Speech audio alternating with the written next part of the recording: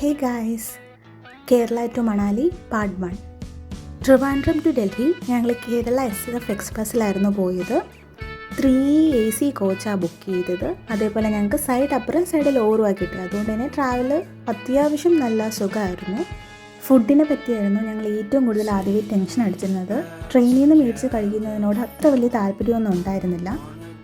അപ്പോൾ ഞങ്ങൾ എന്താ ചെയ്തതെന്ന് വെച്ചാൽ സ്വിഗ്ഗി വഴി നമ്മൾ ട്രെയിനിൽ ഫുഡ് ഓർഡർ ചെയ്തു. അതാവുമ്പോൾ നമ്മൾ ട്രെയിനിൻ്റെ PNR നമ്പർ കൊടുത്ത് ഏത് സ്റ്റേഷനാണ് എന്ന് പറഞ്ഞു കഴിഞ്ഞാൽ നമുക്ക് ആ സ്പോട്ടിലുള്ള ഫുഡ് അവർ നമുക്ക് ഇവിടെ കൊണ്ടുവന്ന് ആ കറക്റ്റ് സ്റ്റേഷനിൽ നമുക്ക് കൊണ്ടുവന്ന് തരും. ഞങ്ങൾ ആദ്യം KFC ആയിരുന്നു ഓർഡർ ചെയ്തത്.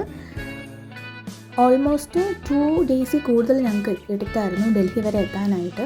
അപ്പോൾ ഈ 2 ദിവസം ഉള്ള ടൈം എങ്ങനെ സ്പെൻഡ് ചെയ്യും എന്നുള്ളതായിരുന്നു ഏറ്റവും വലിയ ഹ്യൂജ് ടാസ്ക്.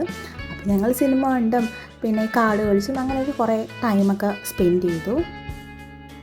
അങ്ങനെ ഫസ്റ്റ് ഡേ കഴിഞ്ഞ് സെക്കൻഡ് ഡേ ഉള്ള ട്രെയിൻ ജേർണിയാണിത്.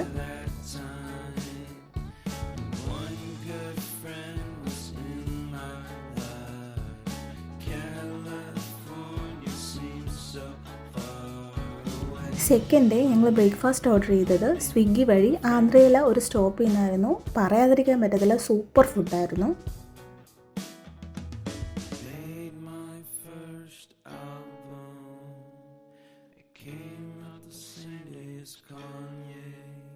സെക്കൻഡ് ഡേയും ഇങ്ങനെ കാർഡ്സ് കളിച്ചും സിനിമ കണ്ടും വെറുതെ ഓരോ കഥകളൊക്കെ പറഞ്ഞിരുന്ന് നമ്മൾ ടൈം സ്പെൻഡ് ചെയ്തായിരുന്നു.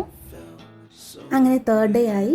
ഈ ദിവസമായിരുന്നു നമ്മൾ ഡൽഹി ഉച്ചയ്ക്ക് എത്തുന്നത്. ട്രെയിനിൻ്റെ ഷെഡ്യൂൾ പ്രകാരം ഒരു 1:30 ആകുമ്പോൾ നമ്മൾ ഡൽഹി എത്തുമെന്നായിരുന്നു നമ്മൾ ആപ്പിൽ നോക്കിയപ്പോൾ കണ്ടത്.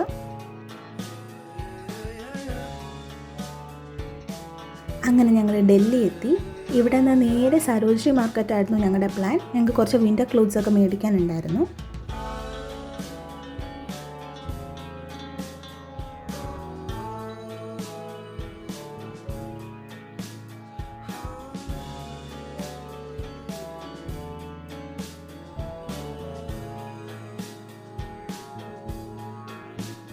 അങ്ങനെ ഞങ്ങൾ ഊബർ വിളിച്ചിട്ട് നേരെ സരോജിനി മാർക്കറ്റിലോട്ട് പോയി.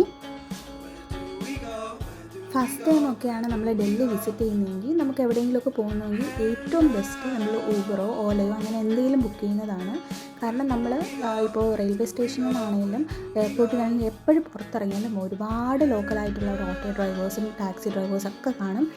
ഇവർ പിറകെ നടന്ന് നമുക്ക് എങ്ങോട്ടാണ് പോവേണ്ടത്, എത്ര രൂപയ്ക്കാണ് നിങ്ങൾ ഉദ്ദേശിക്കുന്നത് അവിടെ വരെ പോകാൻ, ഇങ്ങനെ ഓരോന്ന് ചോദിച്ച് നമ്മൾ വെറുതെ ശല്യപ്പെടുത്തിക്കൊണ്ട് കിടക്കും.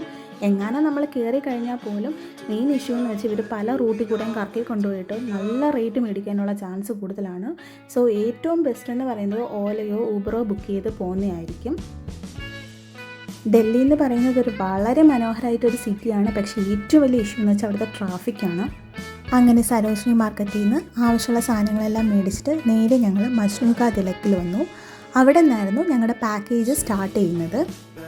അങ്ങനെ night full Delhi to Manali travelling ആയിരുന്നു. Stay tuned for part 2.